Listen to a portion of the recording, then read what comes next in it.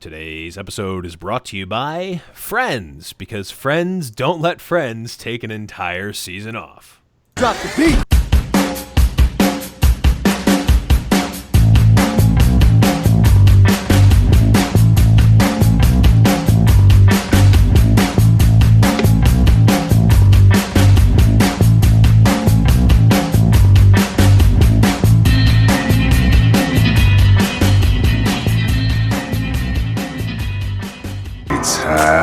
Hello, everyone, and welcome to High Noon Podcast, the competitive Overwatch podcast. I am your host, The Blevins, and with me, as always, is Deathblow. What is up, buddy?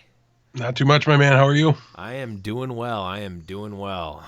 Had some nice garbage plates. You done goofed. Goofed. I did. I can't even be mad at you because you made the ultimate friend gesture to a fat guy that went to the school I did and bought me a garbage plate and delivered it an hour and a half down the road, and I just couldn't make the 15-minute drive. It was brutal. I gave up a steak dinner yesterday too.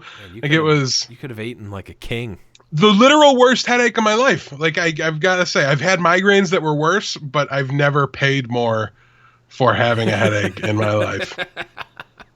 Yeah, that is a hefty cost, but I'm sure we can call up Peach and get a garbage plate run at any time. Actually, I know for a fact he said he would do that at basically the drop of a hat. Also, I would. Yeah. We'll do it soon. It's really just one of the three of us has to Honestly, the family man Peach just needs to have a day off that he can just waste. Yes, us degenerates don't have anyone that we need to care about or care for, so. No, zero. Yeah, so few responsibilities. We can zero drive. People, and that's including myself. But let's move right along. We'll talk about what we did/didn't do this week in a little bit. We got a little bit of housekeeping. Death, we had a new iTunes review. We did, yes. Another very nice 5-star review from This Has Game. From title is Best Overwatch Podcast. This is the best and funniest podcast I have ever listened to. Overwatch Today was the one that pointed my way to you when he put it in his story. Keep it up and get to BlizzCon and never shave the beards. I'm very torn about that review because we try to be very serious and focused on our topics here. So to call us the funniest podcast, I don't know. No, honestly, we definitely we definitely appreciate it. And have no fear, we will not shave the beards. Nope. Or at least I won't. Not till BlizzCon. Yeah, definitely not till BlizzCon. That is guaranteed. Till October or November. I should say. Yes. Absolutely, yes. Really appreciate the review, and huge shout outs to Overwatch Today again. And let me formally welcome all of the folks from Overwatch Today. His giveaway has really given us a real boon. We are actually, I don't know if you checked this, Death, we are at almost 1,000 followers. 970 something. I know. We passed my personal account.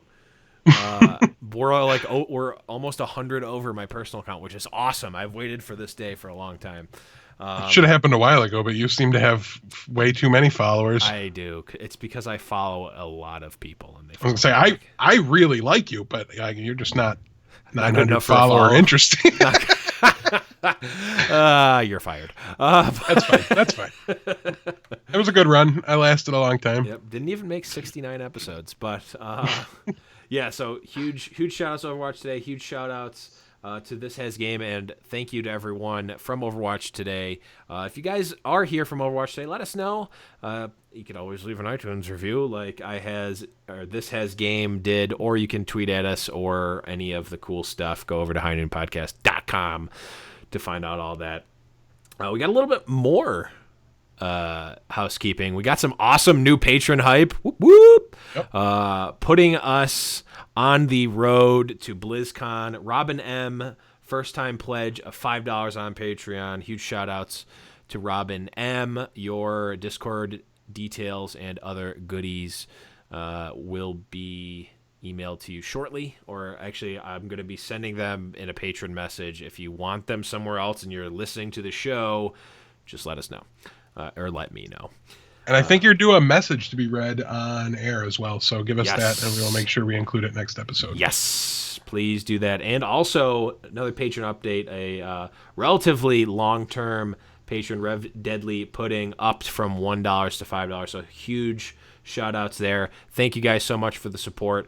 Every dollar that we get from Patreon from now until November is going to be put towards sending us to BlizzCon. So really appreciate that, guys. And if you guys have not supported the show on Patreon and you'd like to get in on the conversation on Discord, head on over to patreon.com/High Noon Podcast. All the details are there, and super, super appreciated. So don't worry about us going over what it'll cost to send us to BlizzCon, because that just means we come back with that much more swag and merch to give away to you guys. It also costs literal $10 trillion to go to BlizzCon, so it does. It's crazy. It is expensive. Yes, if by some stroke of mastery we went over the amount it would cost for the plane tickets and hotel for both of us, I can't imagine an amount of money that's that big.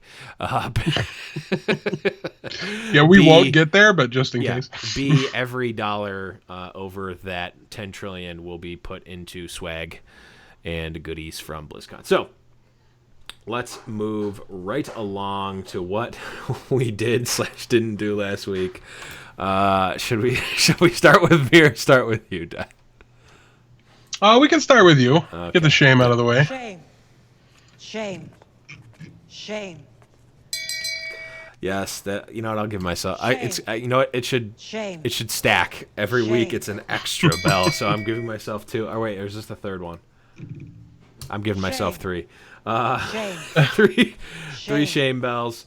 Yes, I have not played my placement matches yet. However, I have an excuse. It's not a good one. It's not. I went into quick play to warm up. I'm like, okay, I'm ready to do these placement matches. I'm going to avoid these shame bells. And I started playing quick play, and half of my team went past the other team on Eichenwald and just was doing taunts on the throne and typing in chat if anyone wants to party up and play custom games, go to the throne. So I left the game in the middle of the match and stopped playing because that was an all-time low. The first match I played was an all-time low for quick match for me. That's just terrible, man. That is just terrible. Terrible as that may be, I don't want the record to be sullied here. I had on 2, maybe 3 occasions this week reached out to the Blevins and said, "Hey man, let's do some placement games. Let's get started." Okay. Because as much as I really at least 2. It was one, and I was literally getting you a garbage plate while you said that. So at least 2. You're right about the weekend. You were in Rochester doing me a huge favor that I didn't appreciate apparently, but it was earlier in the week as well. I want to say like Thursday or something like that, where I had asked you if you wanted to play, and it's fine. But any day you want at 11:30, you just say the word. I just don't want the high nooners out there to be saying, "Hey, Deathblow's just enjoying the shame too much. Like he's not. That's his buddy. He's got to help him out. The guy goes out of his way to buy him garbage plates. You spit in his face and you don't eat them." And you need to at least be helping him do his placement games. And I tried, guys. I have a whole second account just for the Blevins. Okay. Oh, hold on. You didn't buy that account. You did not buy that account. I changed my wording and said I have it just for you. We'll edit the buy part out. No, we won't. But yes, no, I'm trying, guys. I'm trying. We need to make the Blevins great again. Get him to play Overwatch. Oh God, I already know it's going to happen. I'm sure I'm going to get a message in 2 seconds from Overwatch today that has a "Make Blevins Great Again" meme that's going to get sent to me, and I'm going to have to play. I want him to be sending me screenshots because of the number of tweets. Write a script that will every 5 minutes tweet at him and mention him and say, "Hey, do your placement games." Another friendly reminder, don't forget placement games. Yes, do and something. Just Remind him. just use the hashtag make Blevins great again. It will still be better than that like 2-week period where we literally got cupcake companies following me. That was just the worst. You guys are the worst. I really enjoy just getting your social media accounts filled with spam. Oh my god! And now there's like Overwatch Today people that are probably going to follow at @the_Blevins on Twitter and spam me. This is all part of my grand plan. Meanwhile, we've got my Twitter account with 5 people following. Yeah, I'm sorry I unfollowed you earlier. It's okay. That's exactly how many tweets I have is 5, so I can't sit here and complain.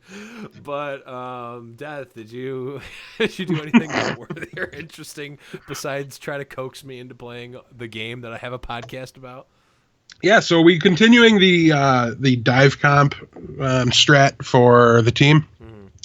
Anybody, we might talk about it a little later, but anybody who doesn't know, Orissa is not really making a huge splash at the moment, though I've seen some really good Orissas in my games. They do exist. They're out there. They're just rare. So she's not been a really heavy part of what we're facing. So we're still feeling really comfortable running the dive comp, and it's been really successful. I want to say I'm up over 3,100 now, which I was down to like 2,700 a couple weeks ago. So definitely did some fluctuating as we transitioned from triple tank and 222 over into dive comp. But it's been really good for us, and we're definitely back on the winning train. We even had like 2 subs in practice throughout the week, and we still just won like crazy. So it was a really good week for us.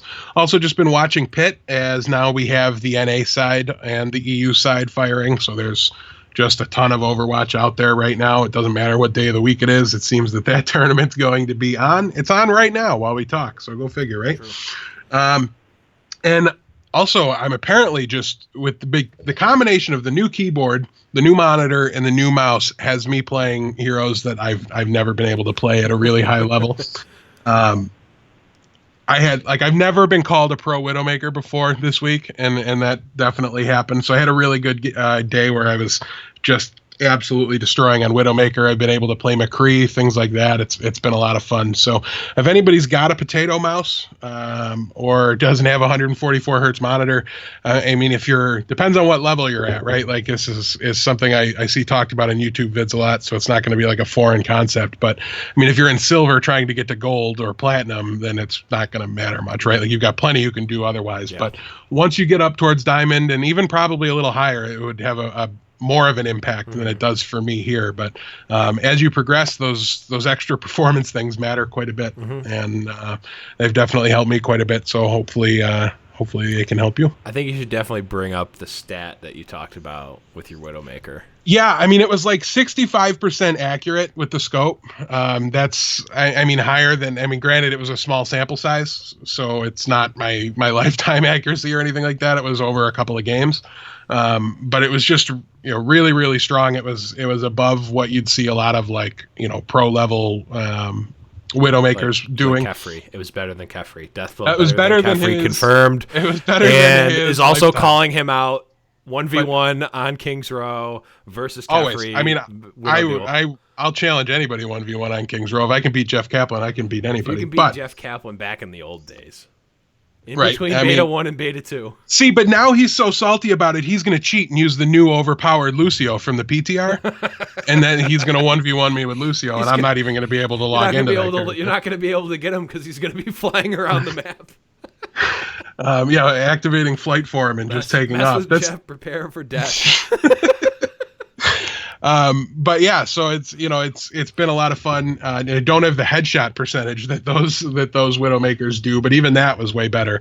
That's why I stopped playing Widow after the nerf, because I was too body shot dependent, and now I don't have to be. There you go. So yeah, it's been a lot of fun. I'm gonna carry the Blevins one of these days using my hit scan. Yep. And we'll see how it goes. In summation, Deathblow calling out Kefri 1v1. Balls in your court now, Kefri. Bring it. Let's move on to what did you guys do last week, and most importantly, probably my favorite segment of the show. Overwatch Today, Meme of the Week. Yes, the Meme of the week. How did I say that without moving my lips? But we had a standard Overwatch Today meme plugging the show. Our show, that is. Always, my meme of the week when the show gets plugged. But if you're listening to a show and are a Beard fan, go to High Noon Podcast, hashtag No Shave Till BlizzCon. Yes! Definitely a good one. And there was also a nice slew of my favorite type of Overwatch meme, which is finding anything with like a green wave in it and then zooming in and saying, I need healing. I see that multiple times a day, and I still think it's funny every single time. It's so good. It's so good. But yeah, definitely, guys, we've already said it earlier in this show, but definitely check out Overwatch Today, his Instagram page, and the podcast and all that good stuff. Always great memes and a great time over at OWT. But let's move right along to It's Tournament Talk. Team Kill. We've got some updates to the Apex tournament. Is it finally over? Nope. Is it? Well, we've at least got some updates. We had Runaway versus Luxury Watch Blue. Runaway taking that one. Meta Athena versus Lunatic High. Lunatic High won that one. Which is a big deal. I want to stop and take a moment. Meta Athena had not lost in 20-something matches or something like that. I also envious level. It's nowhere near envious level, less than half. Definitely, but it was the only team. Original level. It was the only team close, though. It was kind of the one asterisk on the "Are we ever going to see that again?" And everybody just universally said no. That it's too. The competition is too close now. But they were the one outlier that hadn't lost in a long time. So it was. I don't want to say it was good to see them lose, but it's good to see our prediction hold true. At least I don't like being wrong. I don't know. I always want to root for the record breaker or the not necessarily underdog, but the I don't know, the Patriots. I just always want to root. You're just a bandwagon scum. That's fine. Hold on, I've been a Patriots fan long enough that I'm not a bandwagon anymore because I've stated that my favorite team is always the team that won the Super Bowl. So I've been a Patriots fan consistently for quite some time now. Get Shrek. I didn't even listen to you, so that's fine. You're good. You just zoned me out. I did, but yeah, definitely, it's definitely interesting. And it was a close series too. So it's not like they just were like, oh well, we're done playing here. It was a 3-2. But Lunatic High, no slouches. Miro, pretty strong. But in the third place match, we saw Luxury Watch Blue take third place. So actually, Meta Athena just went from 22-0 to just go 0-2. The old 22-0 to 0-2 game. Love it. Who do they think they are? Me at a Grand Prix or something? I know, right? It's just like me when I realize I need to only win one more game to top, or one more match to top 8. Oh, let's just go 0-3. Awesome. Oh God, I hate Magic so much. I don't miss it even a little bit. But we do finally have the finals, or is there going to be a round robin 2-person playoff where they're going to play and then determine how many buys one person has in a best of 500? So they're going to play a bunch of matches to see how many wins the person gets in the final match. No, but every map will be played on a separate day, and every side, anytime the map is completed, they're going to take an 8-hour break in between. Yeah, they have to. They're playing them each. They're playing each one live at the actual place, so they're going to go to Africa, play Numbani, right. Then they're going to go to Watchpoint Gibraltar on the moon, and then. Yep. Oh no, wait, no. Watchpoint Gibraltar's not on the moon. But they're gonna. I don't know where it is, but there's definitely fictional places, and they're going there too. Yeah. So it's gonna take a little while. They got to build it. Literally create the place. Yeah. But yeah, no, in all seriousness, though, the finals will take place Saturday morning at around 5 a.m. Eastern Standard Time. We weren't kidding when we said they're really difficult to watch if you want to see them live. So the VODs should be up pretty soon afterwards. You can always go and watch like previous Twitch broadcasts from the OGN Global Twitch page if you want to watch it as soon as you wake up on Saturday, or you can pull a death blow and take a nap as soon as you get out of work and then stay up until 9 a.m. for no reason whatsoever on Saturday. Ding, ding, ding, ding, ding, ding. It'll be the fastest way to see the next musical guest that they have. I don't know if it'll be McCree. I don't even know for sure that they'll have one, but my expectations are really high. So don't let me down, OGN. You better start booking guests now if you haven't already. Nice. Yes, definitely want to see some more musical guests. And I also want to see the finals, and I want to see this end. They're going to be like, we're actually going to start Apex Season 3 right now! Oh, God, I hope that's not happening. But yeah, this time with only NA teams. Yeah, so we took all the good NA teams, and now they're going to play in Korean time. Awesome. But yeah. So in all seriousness, definitely tune in for those finals because Death wants to see the Runaway meme continue. So to see if Runaway can they just need to keep running away with it, guys. Oh God, they've run away with my patience. I'm the oldest one here, so I get to make all the dad jokes I want. That's true. That is true. I'm basically 5 years old. But let's move right along. We've got the PIT tournament update, and most importantly, let's preface this with I won a bet. My boy, the Plupster, came through in the clutch for me, and Misfits ended up beating Hammers. So, just saying. And is the jersey in the mail yet? Did you get them your information? Because they owned up to it right away as soon as it happened. I made the bet as a joke, although I would have actually bought one. But I didn't send my information, so maybe we will see. When we see me wearing a brand new Hammers Esports jersey, we'll see. We'll see just who won that bet. But I'm definitely... I am definitely looking to make bets and prop bets and side bets. So if you have any awesome bet ideas, if they're reasonable and I can put them up, tweet at me or tweet at the show, and maybe we'll get Death. We'll have some good action going. Just really good ideas for ludicrous prop bets. Yeah. Like just the more ridiculous, the better. Yes. As long as they're feasible and verifiable. And not illegal and not against Twitch terms of service. Yes. Or even if they are, we can just do them on Twitter. That's true. You can do anything. But yeah, let us know because those are always super fun. And we'd love to try to get some sort of, segment or idea or event based around it where we can get you fans involved. So. Yes. Just tweet at us. Use the hashtag #MakeBlovin's great again. We should just use that for everything. But we do have a PIT update. Let's run through it real quickly. In the EU Group A, we've got NIP at 4-1, E United 4-1, Vivi's Adventure 3-2, Laser Kittens at 2-3. Goo, I don't know what Goo is, 1-4, and then T-Rocks also at 1-4. Group B, we've got the only undefeated team left so far, Misfits at 5-0.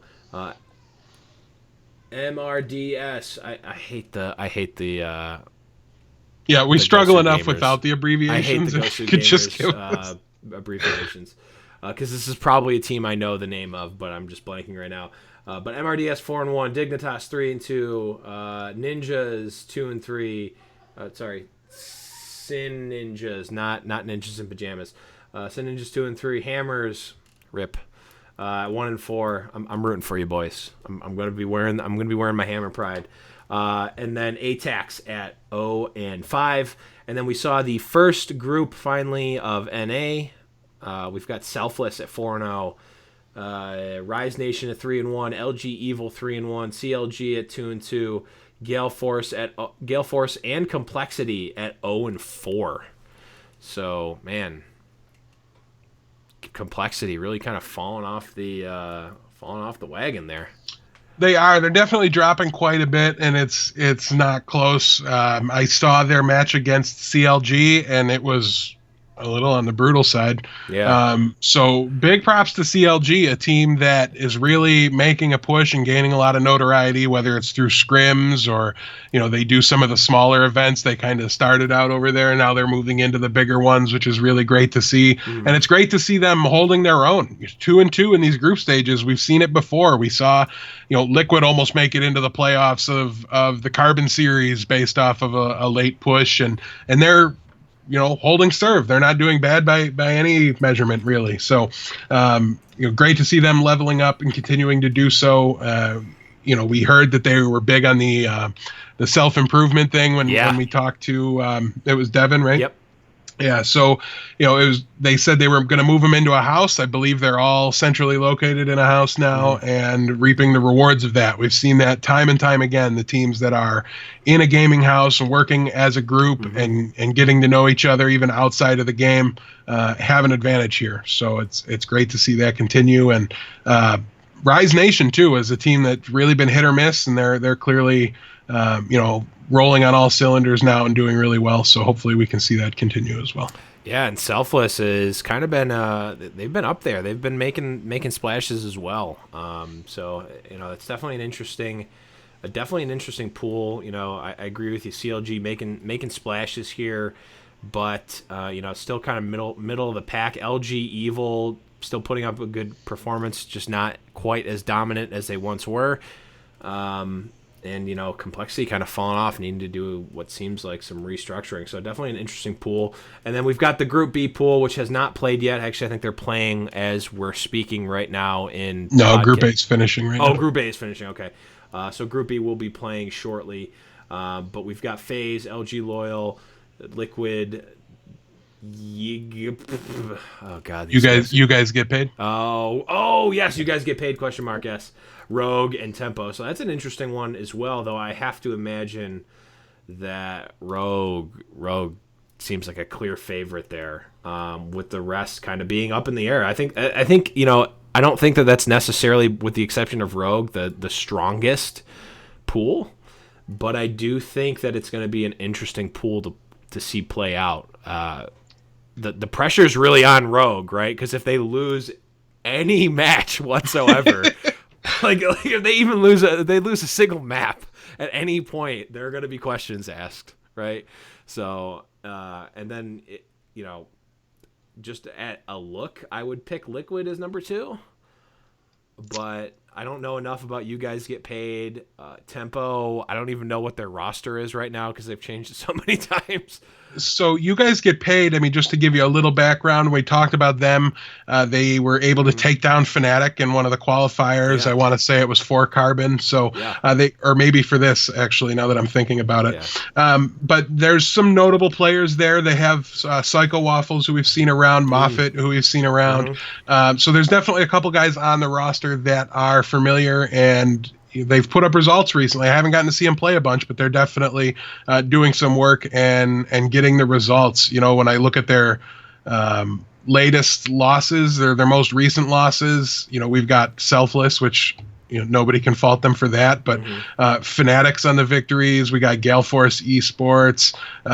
Brazil Gaming House Red is a team we've seen in some tournaments, so they're definitely no slouches. And they have a loss to Denial Esports. So definitely on a hot streak lately. It'll be really interesting to see them kind of continue things and move forward. But what was the other roster we were talking about? Tempo, yes. They have the Wolf, You Must Hui, Dream Casper, JKW. So they're definitely not a roster to take lightly either. Definitely had a good amount of success as well. Recent losses to CLG Gaming and Toronto Esports, which I don't know anything about them. So that one's kind of eye-raising. They've popped up a couple of times. They, I think, have disbanded and rebanded a million times. They actually have Huck not playing, but as a consultant to their team. Rip. So moving on. I think Twitch chat. Go ask Twitch chat how they feel about Huck. They'll let you know what's up there. But yeah, so you mentioned there's a decent disparity here on the NA side of things with these groups. Whenever you have these kind of World Cup formatted style where you have the group stages and then you move into a playoff, everybody wants to find that group of death where if it's really hard and you're going to see a team that you would have expected to qualify not make it. That's going to come out of Group A.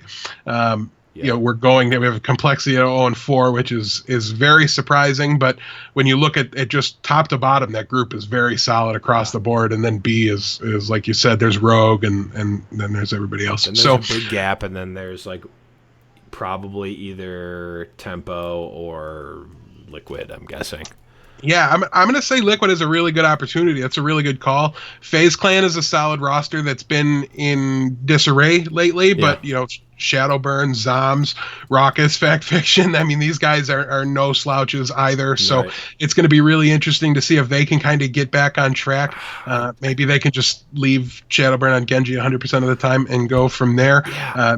I find it so hard to like put any amount of faith in FaZe Clan because they just get burned at the drop of a hat. They just like can lose. It's just the nature of the team. I don't know. I will say this: if they can't make it into the playoffs out of this group, I'm not going to be taking them very seriously until they prove something. You know, the talent of the players on the roster can't be denied, but we've seen in every sport and in this esport as well. The 6 best names on the roster doesn't necessarily equate to victories. A dream team can be a nightmare, and we've seen it often. So yeah, I mean that's just the MO of any team that Seagull's on.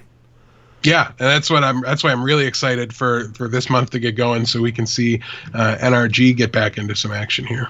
Yeah, for sure. But definitely, I think you're gonna see some, arguably higher skilled played games in some of the other groups in the EU side and in Group A, but I'm honestly very excited about Group B because I think that type of dynamic where we've got Rogue, where like every Rogue match is going to be exciting for at least a little bit because if they ever don't get off to a huge lead, like it's like holy crap, Rogue might lose. And like in these types of groups, like you lose, like in Overwatch, you lose by the smallest margins, and if you get like 1 or 2 losses at a bad time, like there's only 2 spots for each group, right? I think that's how this works, right? I don't know. I mean, who knows? It could be 10,000 rounds, but if it's top 2, that would make sense because then it would be an 8-person playoff. Maybe it's top 4, and then a 16. It could be either, but I guess it's less exciting if it's top 4. But if it's top 2,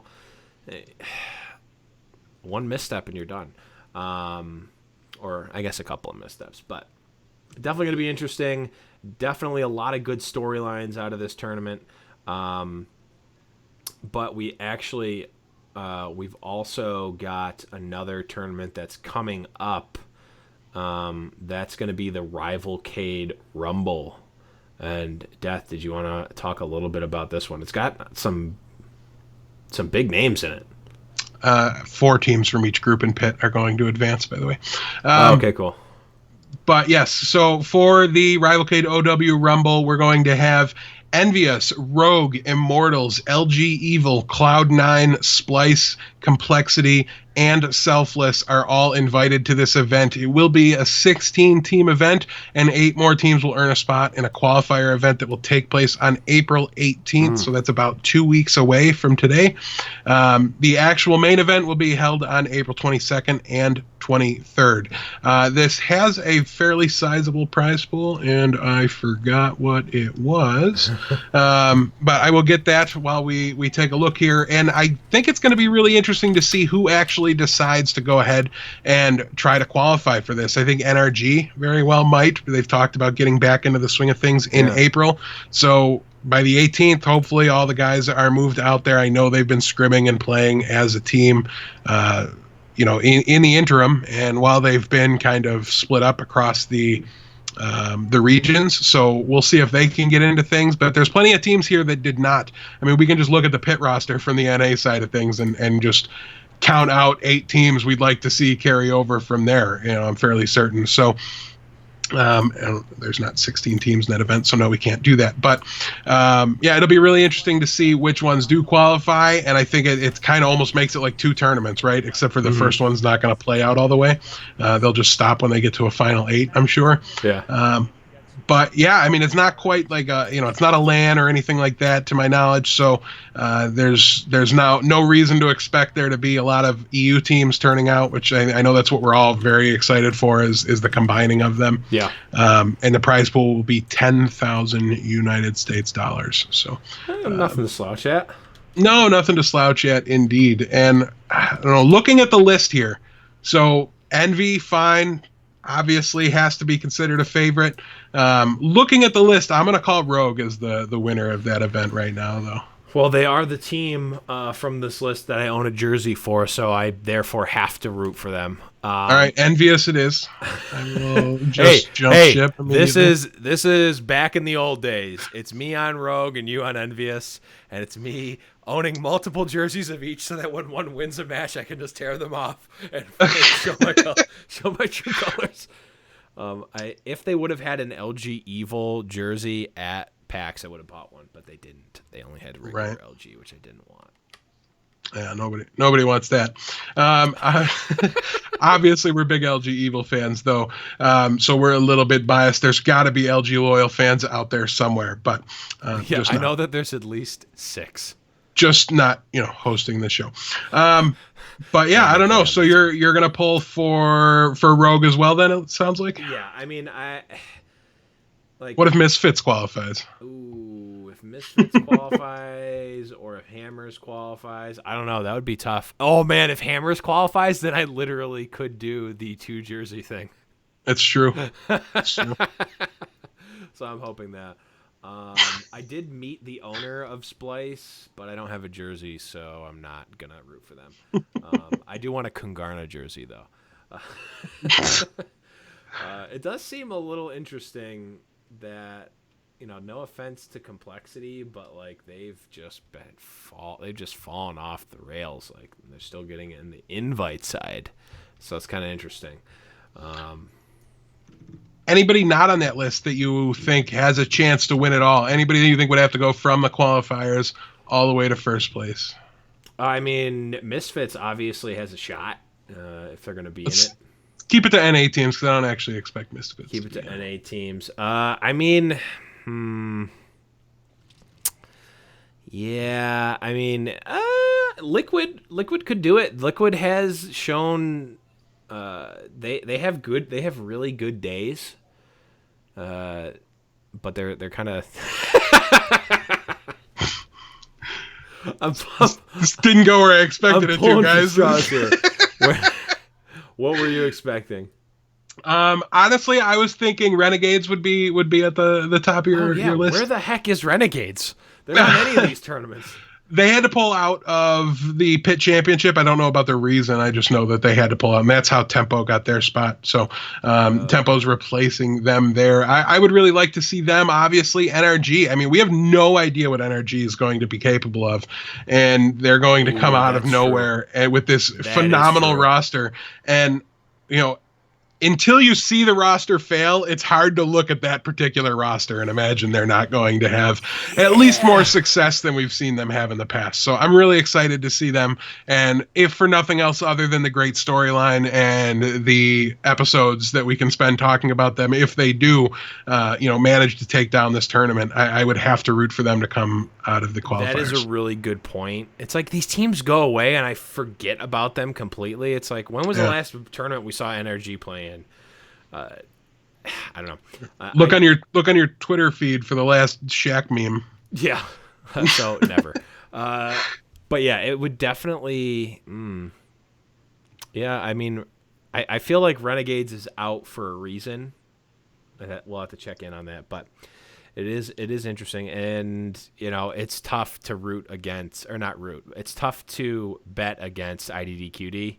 So I could definitely. That would definitely be a nice wild card to throw into this tournament if they can make it through the qualifiers. It would definitely be the talk of the tournament. But Yeah, so definitely an interesting one to okay, so 4/18 is when the qualifiers are going to be. So Yep. I'm definitely going to want to watch those because I think that qualifier tournament might even be more exciting than the actual main event, just to see like what we get out of those qualifiers.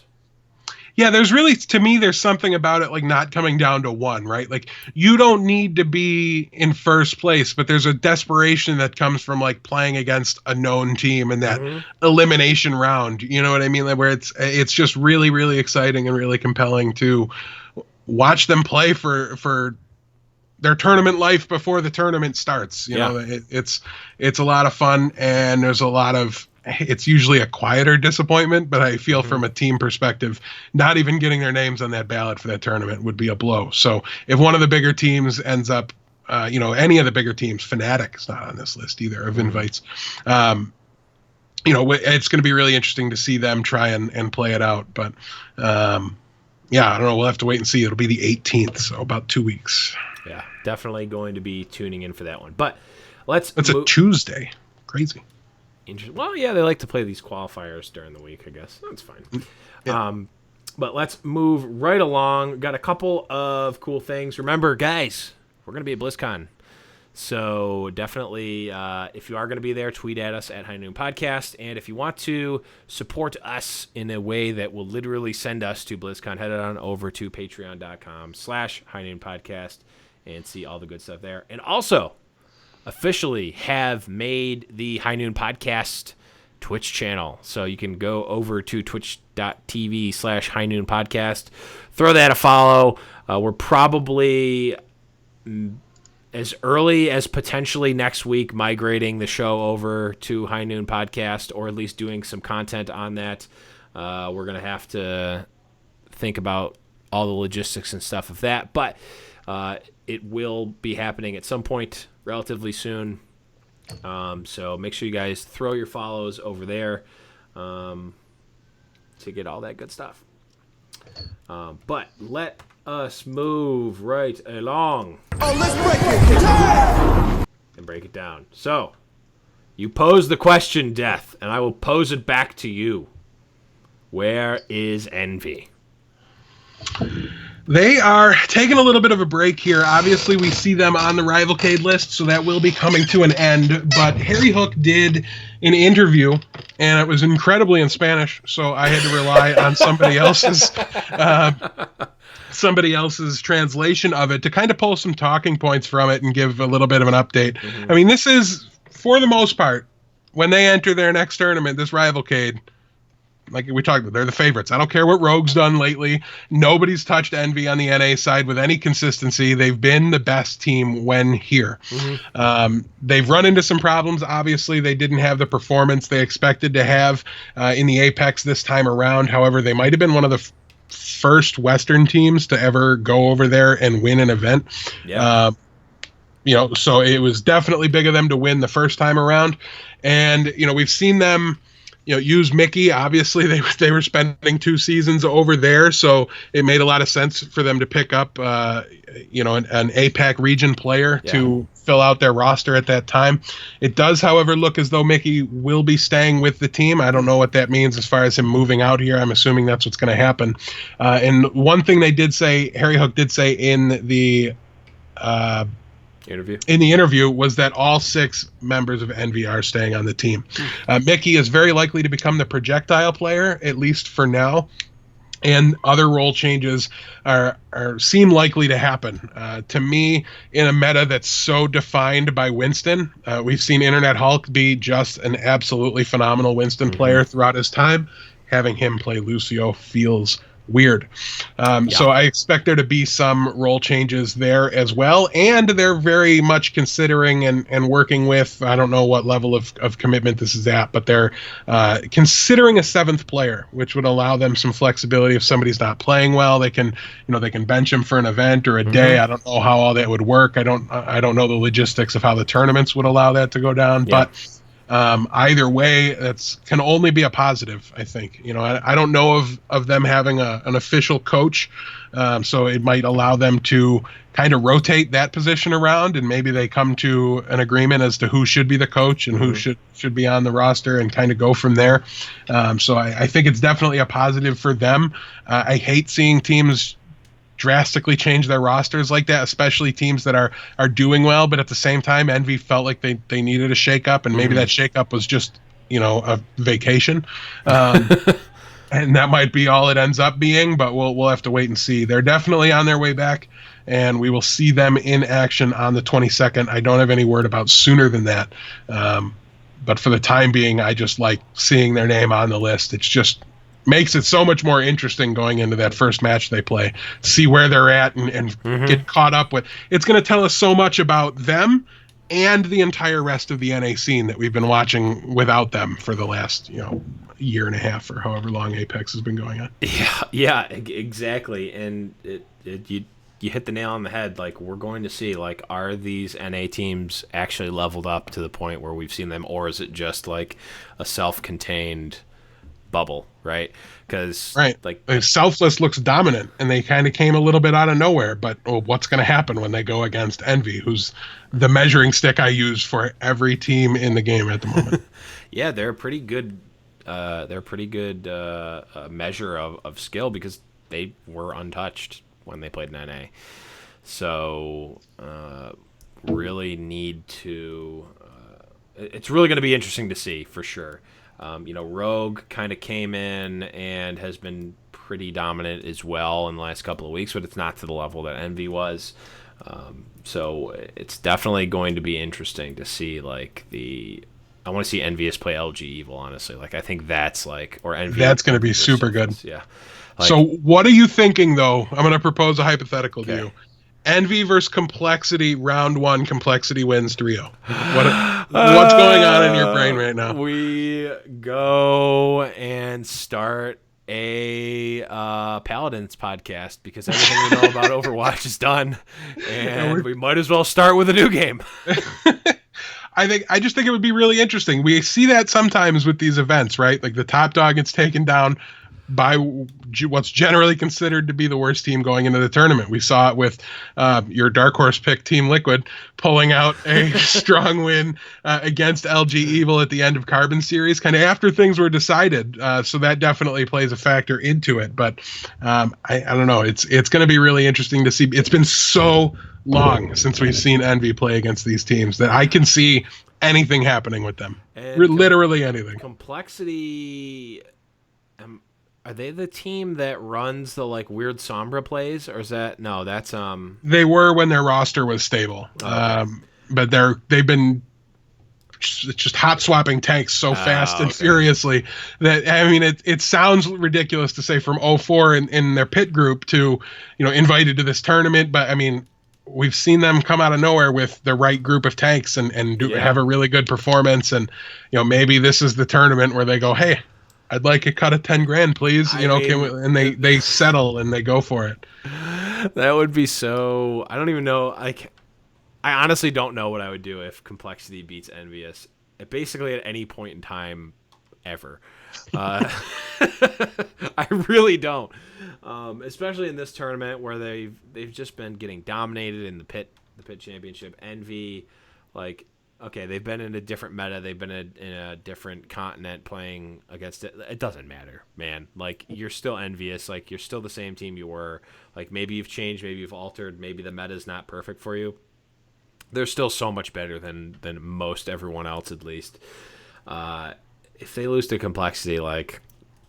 I don't know. Tweet at us. Tweet at High Noon Podcast. What should we do if Complexity beats Envious? What ridiculous prop thing should we do? Tweet at us. Use the hashtag Make Blevins Great Again. Anything but shave your beards is definitely an option. If we didn't already have something standing that said we need to keep our beards until BlizzCon, I would potentially put that up on. Oh man, if you're willing to do it, one of these days I'm going to feel strongly enough about something that we're going to put our beards against each other. Oh, man. In what would clearly be the most epic epic bet ever. Oh, that would be. We need to save that one though, because it's got to be. It's gonna be an Overwatch League Super Bowl. It's gonna it was gonna take that level. It's gonna of be events. Rogue versus Envious in the Overwatch League finals. That's what it's gonna be. Yeah, I don't know that Envious is my team. Interesting. That's a discussion. I'm a man really like looking for a team. I don't have anybody I'm rooting for right now, and it kind of kills me inside when I watch these events to just be like, oh, cool, just good Overwatch. Like, I know I hate that. Like, I don't. I'm preparing for LG Evil to be my team because they're probably going to be the Toronto spot if that opens but up. I know me and the level of disappointment and bitterness I'll feel if like a different roster that I'm not as comfortable with ends up as my hometown team. I know. It's like if it's I'm shielding myself it's from that complexity. Yeah. The team we're trashing so bad right now is the Toronto team. No, it's got to be LG, man. They're in Toronto. Like they've gotta. I'll be mad if they're not though. Although complexity's colors are closer to it's just LG loyal. The Raptors. Oh God, if it's LG loyal, moving to California. But let's move on. We're running a little low on time. Had a couple other things we wanted to talk about. Grego, officially a free agent. Interesting. Yeah, I think while he decided to step away from Cloud9 a while ago, I think he was still under contract, so couldn't go to a new team. But that has officially been cleared, and he is definitely a free agent now, able to sign with somebody. He posted a tweet about that earlier today. And while I was thinking about that, I had this thought, right? And it's, where's Tailspin? Yeah, I remember he was streaming for a while. I don't even know if I've seen him streaming lately. He was, without a doubt, unquestionably the best Pharah in Overwatch for quite some time. Yeah. And he has disappeared, and so did Pharah for a little while, so it made sense. But now Farah's back, and Mangachu's really trying to take that claim from him. But it's like with Reaver, right? Like anytime somebody says something about a Widowmaker, I'm just like, yeah, but Reaver though, like he's gonna come back someday. I don't know. God's is pretty good at, and Link's pretty good at Widow. Yeah. So. Yeah, but any time, like I mean, Reaver was without a doubt at least in the conversation. Like, no matter who your favorite was, you couldn't deny that Reaver was right there with them on their, right on their heels when it was an all Widow all the time metagame. So, and then really, Tailspin was the same thing with Pharah. Yeah, absolutely. Like Tailspin. Man, I remember like thinking like, man, Pharah's really not that good, and then seeing Tailspin play Pharah and being like, okay, there's at least a conversation to be had. Right. This is back in the day when McCree was overpowered. So yeah, he really did just like fall off the face of the planet. He had that like somewhat public and kind of messy breakup with Envious, and then he just like started being a streamer, and maybe I've just missed him, but I haven't even seen him streaming lately. I mean, maybe it's entirely possible that I just don't see him on and he streams like consistently. But like we're pretty glued to Twitch, so it's probably not the case. Just the one thing to note, we initially started talking about Grego, and those Lucio changes are right around the corner. And this is a very, very skilled Lucio player. I'm assuming a very skilled shot caller. I believe he did do shot calling for Cloud9, in their original roster. So a new shot caller can really shake up a team, and I don't know where he's going to end up, but there's a big opportunity there. I just thought of something. What? So, Internet Hulk on Lucio, kind of awkward. Winston's good. Want Internet Hulk on Winston, so someone needs to play Lucio. Grego the 7th Envious confirmed. You heard it here first, folks. We could see, but I will say there's probably not a shot calling position open on that team. I'm guessing that's going to be held down by Internet Hulk pretty steadily. That's fine. You can either share the responsibility or just not have him shot call. Right. Just have Winston shot call, maybe? I don't know. Maybe that's just not feasible. Yeah. But I don't know, man. It would be interesting. It would really be interesting. Anybody they decide to put on that 7th spot anytime they use them will be like crazy hype. It would be a lot of fun. We've talked about how the leagues might handle stuff like that.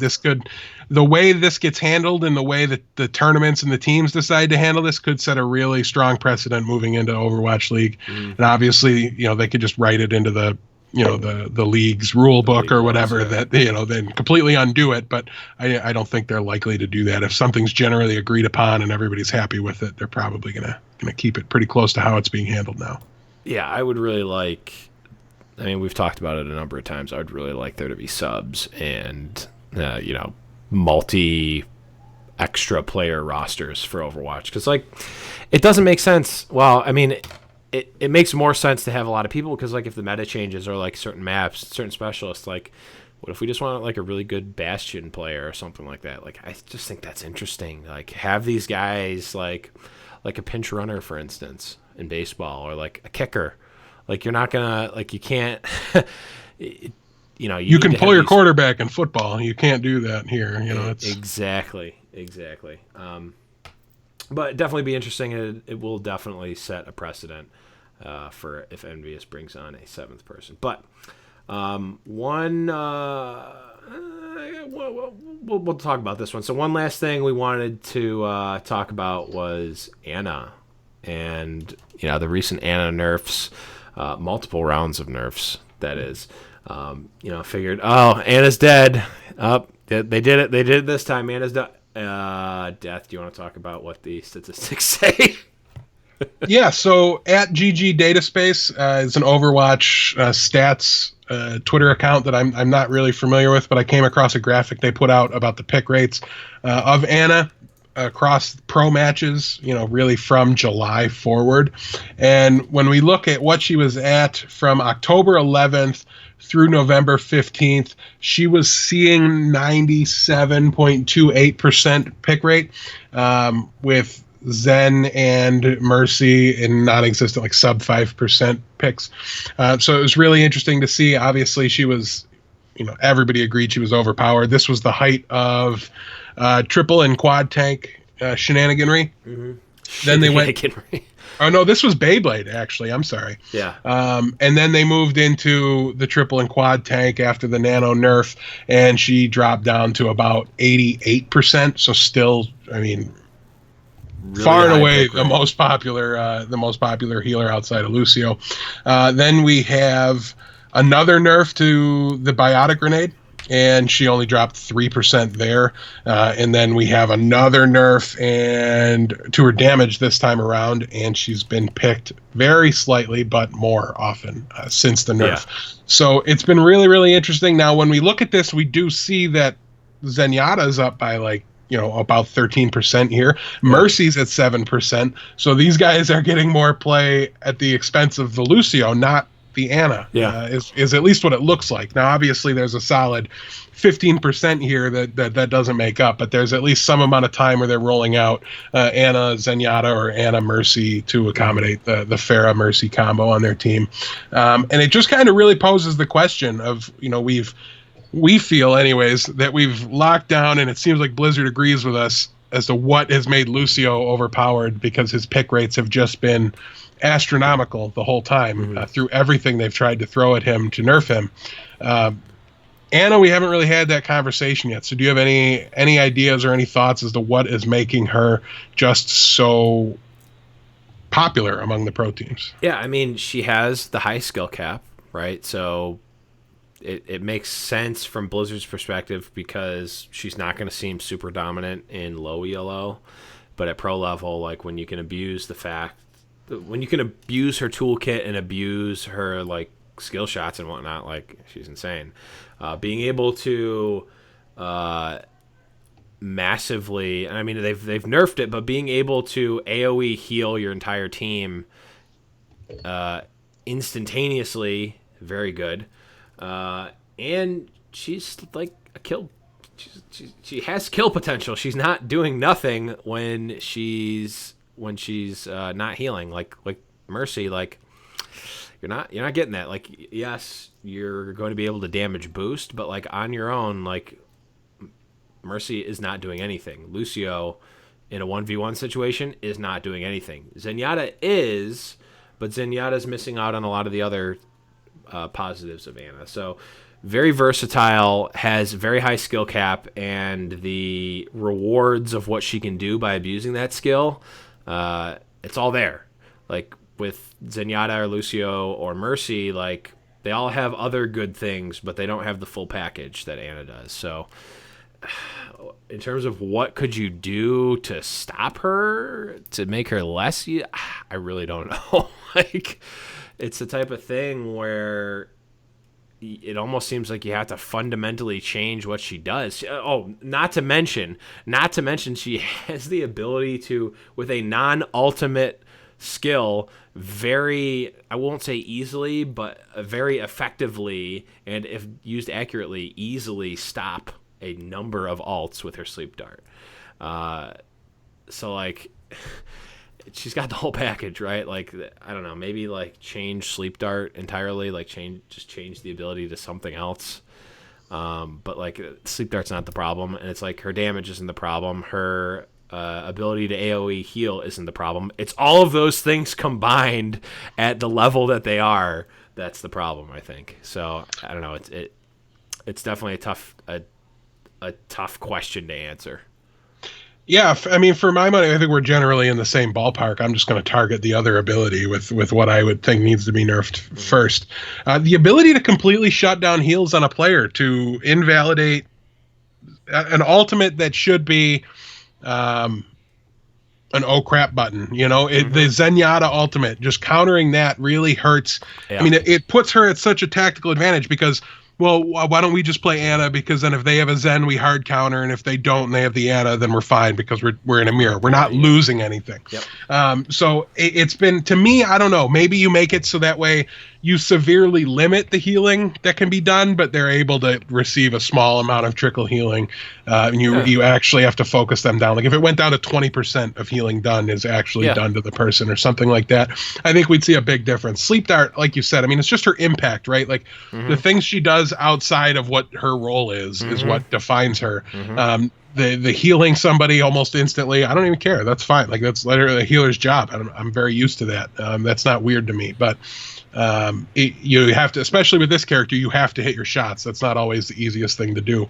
And, you know, but in the pro level of play, when these players are just on the spot, communication is so good. I saw a video, it was, I can't remember which healer it was from NRG, but they're like, when Siegel tells me to do something or says now, I trust him. And you hear in comms, it's just soldier on the bridge now, and then he activates his alt, and you see the Ana just shoot the dart over there and then turn around, and you hear soldier get canceled because he gets hit by that sleep dart.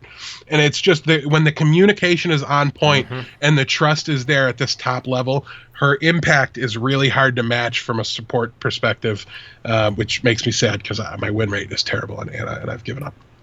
Yeah, and I mean, for what it's worth, I'm not against Ana at all, or the like type of hero that she is, where it's like, yeah, she gets played a lot, but she's very high skill cap, so if you're good, you get rewarded. I've been in that camp for a long time, especially at pro level. Like, I want to see, like, and her plays are impressive too. Like, the sleep darts are impressive, the scopes are impressive, when she hits Q and 7 people die. Well, the Qs aren't as impressive, but they're fun to watch. Right. So, like, from a viewer perspective, from an analyst perspective, like, I'm pretty fine with Ana. And, like, I'm, for the most part, at my ELO, which is non-existent because I haven't even played my placement matches. Yep. 0 of 10, like a champ. Yep. Hold on. Shame. We'll get one more. Shame. Yeah. Shame. Yeah, at my level, when I do play, I'm really not super afraid. Like, there are good Anas for sure, but like for the most part, not the maximum level. No, even at Diamond, I'll play Winston. I'll jump in an Ana's face and then watch the sleep dart go by me, and I'm like, really? Like, I'm a huge ape, like literally a gorilla in armor, and you missed me. Literally gigantic rocket gorilla can't hit me. Yeah. Interesting. But yeah. I don't know. I have a lot more trust in Blizzard now that they I feel like they've kind of figured out the Lucio puzzle, at least to some extent. So I think they can do it. If they think it's a problem, I think they'll do it. But for what it's worth, my opinion is that it's not really a problem. I think a large part of the reason the pick rates are like they are is stubbornness. I mean, we see teams like Rogue, who are having tremendous success right now, vastly preferring Zenyatta and not really being that close for them. And I really think it's teams sticking with what they're comfortable with right now and the way their roster is set up now. So I do expect this to fix itself a little over time. And hopefully once they make the Lucio changes, I don't care if Anna has an 85% pick rate at all. The only thing I care about is that Lucio's got a 99% pick rate and Anna's got an 85% pick rate. So there's not this ability for Zenyatta, who's my best character at the moment and one of my favorites, to really make an impact and to be a regular inclusion at the top level is very difficult. And it's not Zenyatta's fault. It's like, it feels like it's nobody's fault, really, except for Lucio's probably. But with that fix in the chamber ready to come soon, then I feel better about that. So I think we might see Anna dip once the Lucio changes get made, because we just see a huge shuffling in what happens with supports. Though maybe I'm wrong and everybody on Reddit's right. We'll see. I'm not confident in my own assessment. I'm just less confident in Reddit's assessment. But I don't think the new Lucio is going to be overpowered. Especially, I haven't tried it with the not quite so flight form.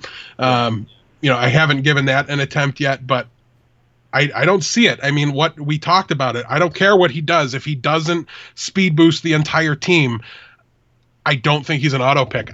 He can't. They won't give him so much damage that it makes up for it. I don't see that happening. Yeah, you're not gonna be picking for your Lucio. You're not picking your Lucio for your damage anyway. He's not gonna be doing Anna levels of damage. I don't think. I think if he does, they're gonna nerf the damage back down again, which is fine. Yeah. But yeah, I mean, just to echo the point that you made about stubbornness, is it makes sense. Like in Magic or Hearthstone or something, if your card is getting countered, you have to change the card, right? That's the one option, is to play something else.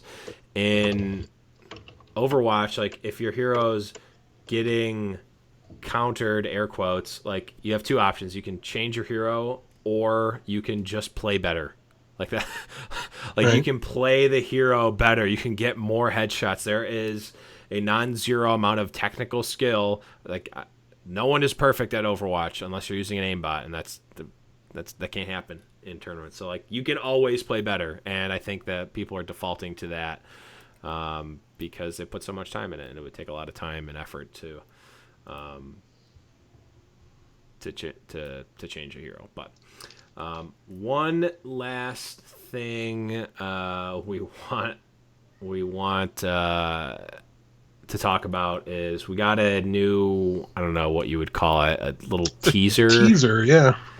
On the Overwatch Twitter, it basically says Overwatch Mission Archives filed some number from Kings Row Uprising, entered into the record 7 years ago. Security clearance required, confidential, and it's declassified on April 11th or 12th, depending on your region. So what the heck does this mean? I have no idea. Yeah, we're on the hype train, guys. Speculate wildly. You can't use hashtag Doomfist enough when you tell us in your tweet what you think this is going to be. We're curious. We don't really know. I have a guess. We'll talk about it next week. I mean, if you have a guess, we'll you might as record well before talk. It airs, but then you'll hear it after it airs. Oh, okay. Whatever it is, whatever the announcement is when that goes live. So we'll have the conversation, and then we'll immediately, by the time you guys are listening, know how right or wrong we were. Awesome. Yeah, so I'm going to get... I just found out about this basically right before we started the show, so I don't have a guest yet. But that is going to be it, guys. Man... Every single time when we think we have a light show, we still end up getting to an we had hour a super light episode, but here we are. An hour and 15 minutes in. Yep. But yeah, that's going to be it, guys. Thank you, everybody, so very much for tuning in. Thanks to all the live Twitch friends we had at some point. I think everyone's dead now, but everybody around us died. But Death, where can we find you and your stuff when you're not here? Well, I did try to do a stream on the new High Noon Podcast Twitch server. It was a slideshow. It was terrible. I don't know what I can do to fix it and get it better, but you can follow us on twitch.tv/High Noon Podcast, or you can go over to the website, highnoonpodcast.com. There's a host page with links to all of our personal contact information. Also, the main page on the website has all the show links for the shared Twitter account both me and the Blevins use, things like that. So. Do you have the Twitch on there? Not yet. No, I will add it though. Awesome. Yes, huge thanks to all the patrons and all the fans, all the Overwatch TV new people. What's up? Tweet at us at High Noon Podcast.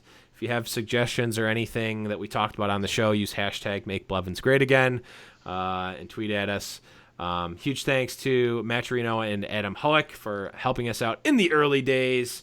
Adam Hoek, of course, produced the awesome outro music that you are going to hear in just a couple of seconds.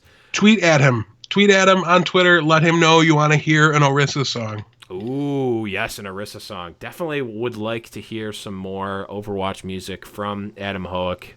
Really awesome, the stuff that he has done. But, guys, that is going to be it. I am the Blevins for Deathblow. Remember, guys, it's High Noon. Got his boots and he put on his hat. He threw the coin away that same day. It's in his past and he's not looking back. He says, finding mine now, God's my way. He's not good, but he sure ain't bad. He'll make amends for the sins that he has. He says, I'll change the world one bullet at a time till I find mine. Guys, tweet at me at _Blevins. Reminder to play my placement games. Okay, bye.